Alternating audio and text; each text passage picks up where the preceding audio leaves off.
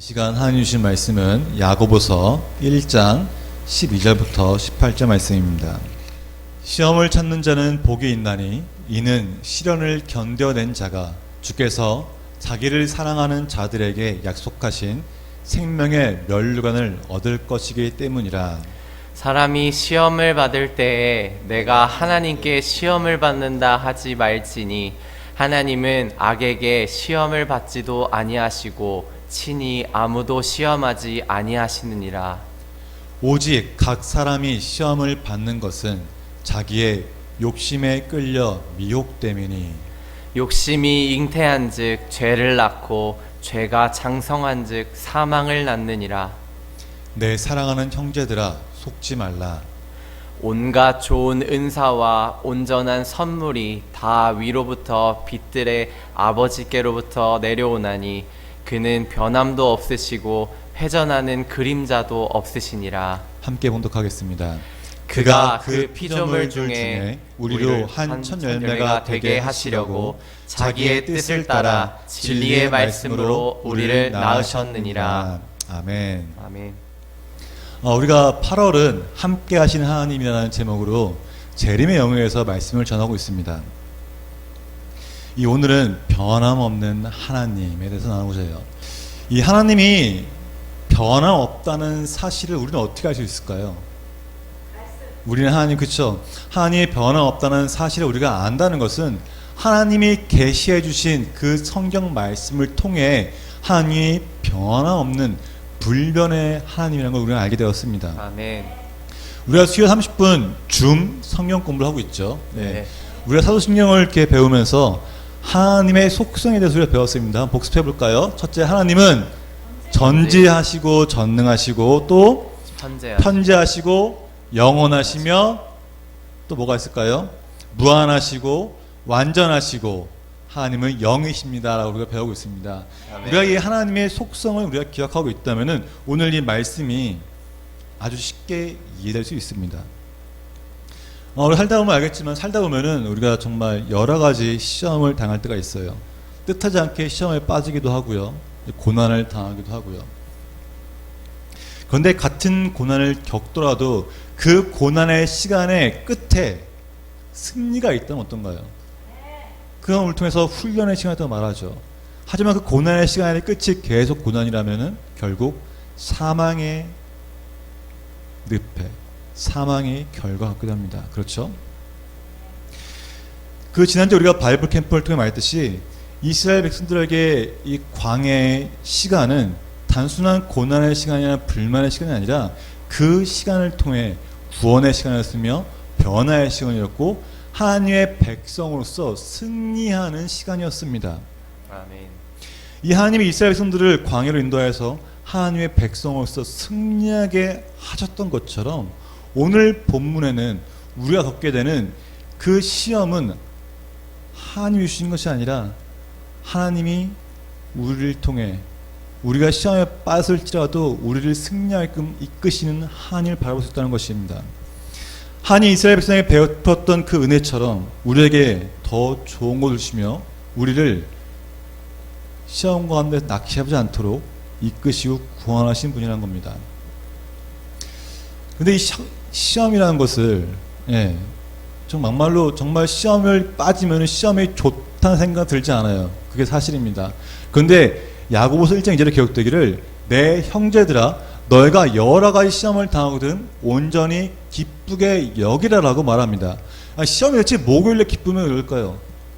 시험이 좋은 건가요? 시험은 좋지 않습니다. 힘듭니다. 고난의 시간입니다. 정말 괴로워요. 근데 말씀이 기록되기를 시험이 찾아오면은 온전히 기쁘게 여기라고 말합니다. 그 이유가 3절에 바로 나옵니다. 3절에 나오기를 이는 너희 믿음의 시련이 인내를 만들어 내는 줄 너희가 알미라. 아멘. 아멘. 믿음의 시련을 통해서 인내가 성장하며 우리가 믿음으로 하나님께 구할 때 우리에게 부족한 것을 채우시는 그 하나님을 통해 승리를 경험하게 되기 때문에 시험은 우리에게 기쁨인다는 것입니다. 아멘. 그래서 시련은 우리가 하나님의 은혜를 경험하게 되는 시간이고 또 믿음의 연단을 통해 믿음이 더욱 성장하는 시간입니다. 그렇다면 이 시험을 통해 믿음이 성장하는 것이 좋아 보일 수 있습니다. 예, 사실 그럴 수 있어요. 고린도 교회를 보면은 내가 이 시험에 빠지고 내가 악한 일을 하는 이유는 하나님의 은혜를 경험하기 위해서라는 말하는 경우가 있어요. 그런데 우리가 당연히 알아야 될 것은 이 시험이 무엇이며 시험이 왜 우리에게 왔는지 시험의 근원이 무엇인지 안다면은 결코 우리는 시험에 빠진 것이 좋은 것이 아니라는 걸 알게 됩니다. 물론 승리를 경험할 수 있습니다. 하지만 그 승리는 우리가 인내했을 때, 견뎌냈을 때 얻는 것이지 그냥 시험 받는다고 좋은 것이 아니에요. 한번 볼까요? 야고보가 말하기를 시험은 누구한테 오나요? 하나님부터 오는 것이 아니라고 오늘 본문에 기록되어 있습니다. 아니에요. 시험은 하나님께부터 오는 것이 절대 아닙니다. 시험은 우리 안에 있는 욕심으로부터 시작됩니다. 욕심은 내 안에 부족한 것을 채우기 위해 생각을 하게 되고 이걸 채우고 싶다는 그 마음과 내 행동이 연결되었을 때 죄로 연결되는 것입니다. 욕심을 채우기 위해 제대 행동이 결합되면 결국 범죄하게 되는 것이에요. 사회에서도 똑같죠. 내 욕심과 내 어떤 뭘 채우기 위해서 생각과 이 욕심이 행동과 결합될 때 범죄한다는 것입니다. 결국 이 죄된 마음이 굳어져서 영적 사망에 이르는 게 되는 겁니다. 그래서 이 인간의 죄는 욕심에 굴복당하는 그 시점부터 출발하게 되었습니다. 죄가 어디서 시작된다고요? 우리의 욕심부터 말입니다. 아담과 하와가 선악과를 먹은 것도 생각하면 하나님과 같아지고 싶다는 그 욕심 때문이었습니다. 욕심은 사탄이 주는 유혹이에요. 뱀이 유혹하잖아요. 그 시험을 당한다는 것은 이 죄의 유혹에 빠지는 것이고 사탄의 속삭임에 내 귀를 기울이게 되고 내 마음이 굳어지는 것이 바로 이 죄의 시험이라는 겁니다. 그 어떤 종류의 죄일지라도 모든 죄는 하나님에게 심판을 받습니다. 그건 분명합니다. 근데 그거를 우리만 알고 있을까요? 아닙니다. 사탄도 알고 있어요. 사탄도 우리가 죄에 빠져서 시험에 빠져서 마음이 굳어지면 결국 심판을 받게 되는 걸 알고 있습니다. 우리가 죄에 빠진 것을 어떻게 하면 빠지게 할지, 우리가 무엇을 하면 반복되는 죄를 지을지 사탄은 너무 잘 알고 있다는 것이에요. 그래서 예수님들이 가르쳐 주시잖아요. 주기도문으로. 주기도문에 뭐라고 썼나요? 그 전에 악에서 구하기 전에 뭐가 있어요? 시험에 빠지지 않게 하소서. 시험에 빠지지 않게 하소서. 예수님이 이렇게 고백한 이유는 그것 때문이지 않을까요? 마귀의 유혹에 흔들리지 않기 위해서, 그것조차도 차단하기 위해서는 아닐까요? 시험에 빠져 마음이 굳어지고 욕심을 따라가는 자는 생명의 멸류관을 결코 받을 수가 없습니다. 시험에 빠졌을지라도 주께 구하며 주님을 바라본 자에게는 주님은 시험을 이겨낼 수 있도록 힘을 주시며 인도하십니다. 하나님은 우리에게 시험을 주셨다면은 하나님은 우리에게 이겨낼 능력을 주시지 않아요. 왜요? 하나님이 주신 거기 때문에. 하지만 시험은 사탄이 주신 거기 때문에 하나님은 우리에게 이겨낼 능력을 주시는 겁니다. 그래서 시험은 하나님이 주신 게 아니에요. 우리가 사탄의 속삭임에 빠져 죄를 지었을지라도 우리가 철저하게 회개하여 하나님께 돌아가면 하나님은 그 죄에 대해 다시는 묻지도 않으시고 용서하십니다. 예. 그 재미는 사실은 우리가 어떤 정말 큰 잘못 때문에 나의 실수나 어떤 나의 죄 때문에 우리가 고난의 시간에 빠졌을 때 어떤가요? 그 죄에 대해 생각하게 되고 뉘우침이 오게 됩니다. 그리고 그 죄 때문에 너무 힘든 고난의 시간을 보게 되고 그 고난의 시간을 통해서 자존감이 낮아지게 되죠. 근데 그때 하나님이 우리를 도우시고 하나님께 회개하고 기도할 때 하나님은 우리의 마음을 회복시키며 하나님이 구원하셨다는, 승리하게 한다는 그 확신과 그걸 경험하게 됩니다. 그런 자는 다시는 그 죄를 짓지 않아요. 왜요? 그 고난의 시간을 너무 잘 알고 있기 때문이에요. 그리고 그 하나님이 나를 구원해 주셨는데 이 하나님을 내가 어떻게 배반한다는 생각에 다시는 그 죄에 대해서 짓지 않게 됩니다. 죄에 민감해지는 거예요. 왜 민감해져요?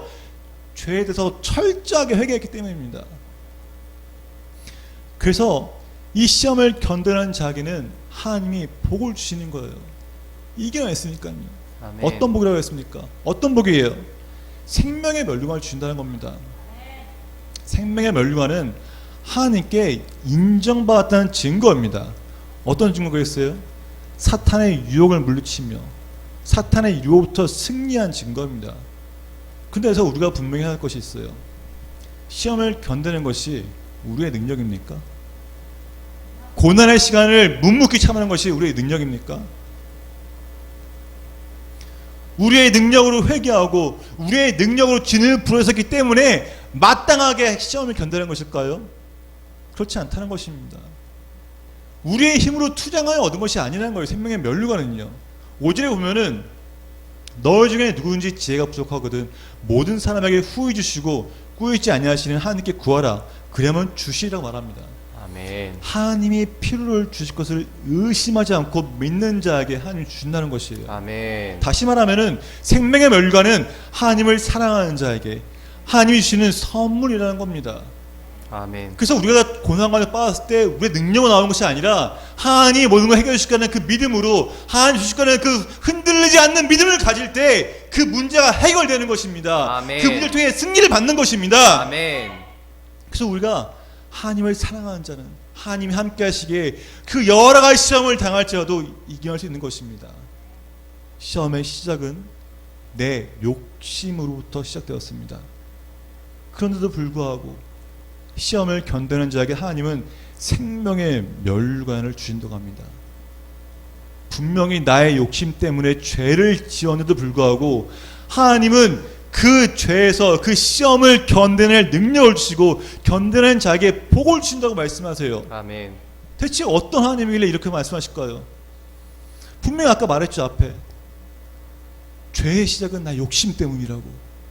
내 욕심 때문에 죄를 지었는데 하나님께 기도하고 회개하니까 하나님이 다시 채우신대요. 이상하지 않나요? 하나님께서는 우리를 시험하긴커녕 우리에게 좋은 것을 주고자 하는 분입니다. 아멘. 그래서 가난한 것이에요. 이스라엘 백성들 보십시오. 이스라엘 백성들이 그 수많은 죄를 지었는데도 불구하고 하나님 항상 그들에게 회개하면 다시 돌아올 수 있는, 회개하면 회복을 주시는 그 약속하신 것처럼 우리가 시험에 빠졌다고 할지라도 그 시험을 이겨내고 다시 회개하여서 돌아오기를 바라시는 분이 바로 하나님이시는 겁니다. 아멘. 하나님은 이런 우리에게 특별한 것을 주셨는데 우리가 욕심에 이끌려 시험을 당할지라도 이겨낼 수 있도록 영을 주셨습니다. 그게 성령이죠. 그래서 성도는 어떤 욕심 때문에 또 마음 때문에 큰 시험에 빠졌을 때 죄 때문에 마음 아파하고 후회하면 눈물을 흘려하는 것이에요. 왜요? 우리 안에 영이 있기 때문에. 그렇게 철저한 회개를 통해 죄로부터 돌아서게 됩니다. 그때 하나님은 묻지도 않으시고 따지지도 않으시고 깨끗하게 용서해 주신다는 것이에요. 아멘. 이 모든 것이 가능한 것은 하나님이 전주하시며 우리를 사랑하시기 때문이라는 겁니다. 그 야고보서 17절에 나오기를 함께 읽겠습니다.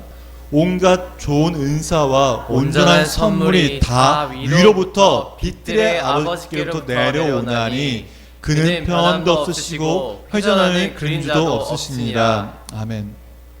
이 말씀은 하나님의 전지전능함과 영원하심 그리고 완전하심과 불변하심을 보여주는 말씀입니다. 무슨 말씀하시죠? 좋은 은사와 온전한 선물이 다 하나님부터 내려온다고 말해요. 하나님은 또 시간에 따라 변하신 분이 아닙니다. 그림자가 없으시잖아요. 우리를 사랑하시는 그 우리의 마음에 우리를 사랑하시는 그 마음이 결코 변하지 않는다는 것입니다. 우리를 이렇게 사랑하시는 그 하나님이 우리가 죄에 걸려 넘어지는 것을 결코 원하시지 않는다는 것이에요. 아멘. 그래서 우리는 주님 다시 오실 그 재림 때까지 우리는 성결한 삶을 살아야 합니다. 언제 오실지 모르지만은 어느 때에 오시더라도 우리가 죄 때문에 괴로워하면서 있을 줄은 아니잖아요. 주님 오신다 아시나요? 알 수가 없습니다. 그러니까 우리는 항상 회개하며 하나님 나의 모든 죄를 용서하고 성결한 삶을 살 수 있도록 노력해야 한다는 것입니다. 그래서 주님의 언제 올지라도 기쁨을 말할 수 있는 것이에요. 왜요? 항상 주님께 회개하고 나가기 때문에 두려움이 없는 것입니다. 하나님 앞에. 그래서 시험은 하나님께부터 오는 것이 아니에요.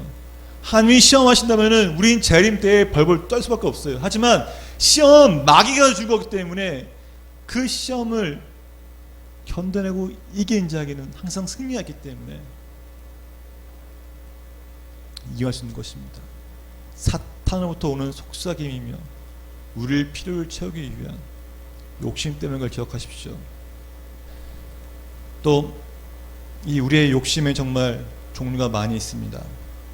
그 중에 제가 술을 생각하면서 말해보려고 해요. 술을 왜 마실까요? 술을 마시는 분들에게 물어보면은 많은 분들이 이런 말을 합니다. 즐겁기 위해서, 또 슬픔을 잊기 위해서, 힘이 들어서 등 여러 가지 이유가 있습니다. 제 주변 친구들이 물어봐도 그런 말 많이 합니다. 근데 그 수많은 이유 중에 공통점이 뭔지 아십니까? 공통적인 거 딱 한 가지가 있습니다. 바로 나의 부족함을 채우기 위해서라는 겁니다. 그래서 술은 마치 나의 욕심을 채우기 위한 것처럼 자신의 부족한 기분이나 내가 힘들어하니까 힘을 채우기 위해서 술을 마신다는 것이에요. 술을 통해 즐겁고, 술을 통해 슬픔을 잊고, 술을 통해 힘을 얻기 위해서라고 말한다는 것은 하나님으로부터 오는 그 참 즐거움과 참 기쁨과 새 힘을 경험하지 못했기 때문이라는 것입니다. 그래서 기독교인들은 술을 끊는 게 어렵지가 않은 것이에요. 왜요? 술보다 좋은 하나님부터 오는 그 참 기쁨이 있기 때문에, 아멘. 새 힘이 있기 때문에, 아멘. 그 이러한 나의 욕심 때문에 술을 마시지 않겠다는 것이죠. 그래서 술을 끊기 위해서는 무엇을 채워야 할까요? 무엇을 채워야 돼요? 성경 기록되기를 요한복음 15장 11절입니다.